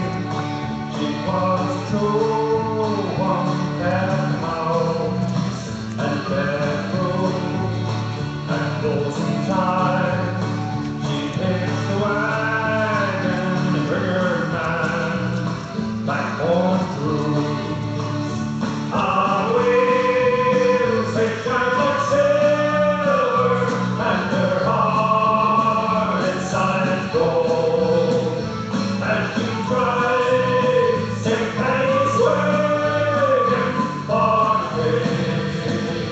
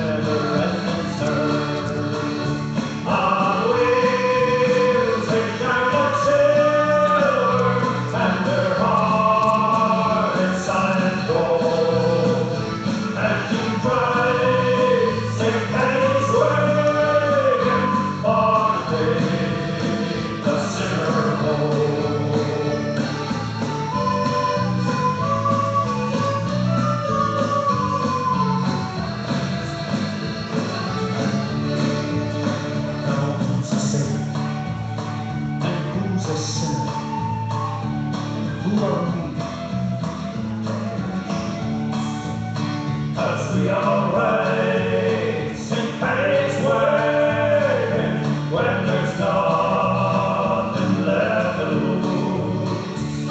Down the hall, they tell a story, so watch your tide and keep your head. And should you see St. Patty's wagon, you have your fill, it's time for bed. On wheels, they shine like silver, and their heart is solid gold. And she drives St. Patty's wagon, or take the sinner home. On wheels, they shine like silver, and their heart is solid gold. And she drives St. Patty's wagon, or takes the sinner's home.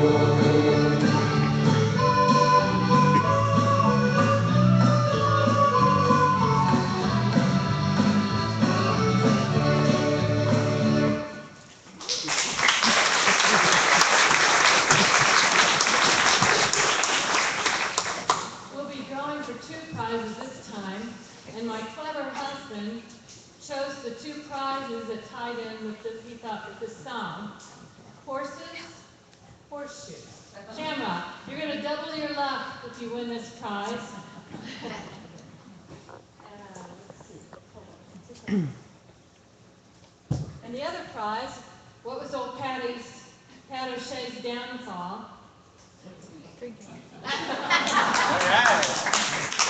Actually, this is Brady's Irish Cream. It is a liqueur, and so you have to be 21 to win it. But a lot of people like to put this in their coffee.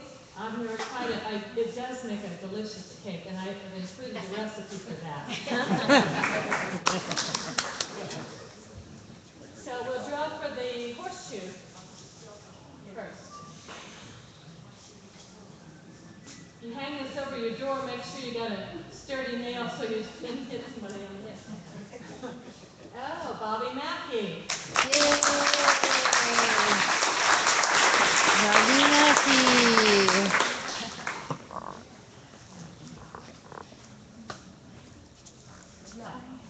And now for the liqueur.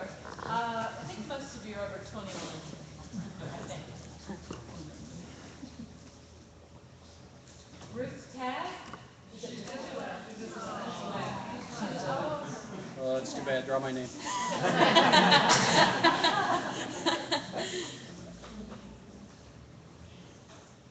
It tastes like caramel, is what creamy caramel. Is it Gwen Shoemaker? Oh, it's our new Knox City people. Oh, great!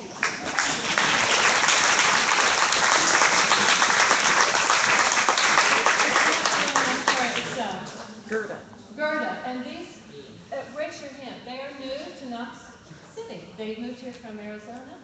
So aren't you glad you came here?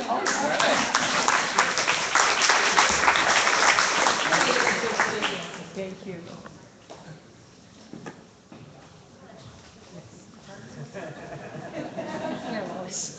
Thank you.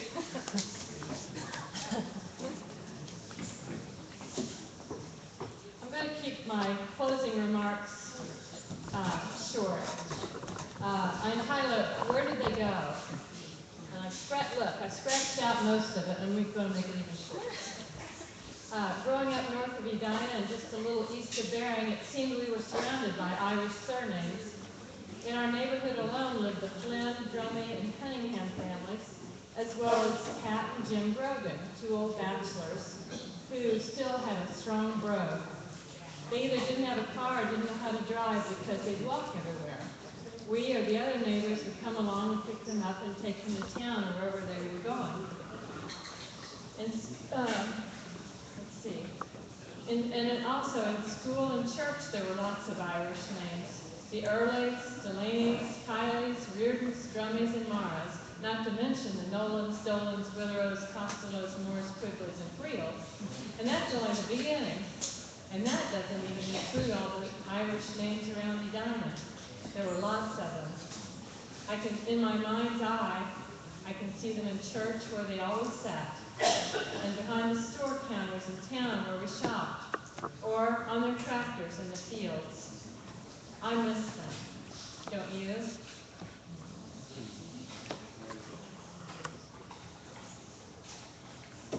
Our closing, we can't close without an Irish blessing. And this is the popular Irish blessing. I know you've all heard it. May the road rise to meet you. And Lisa Blake, our talented Miss Lisa Blake, is going to sing that for us.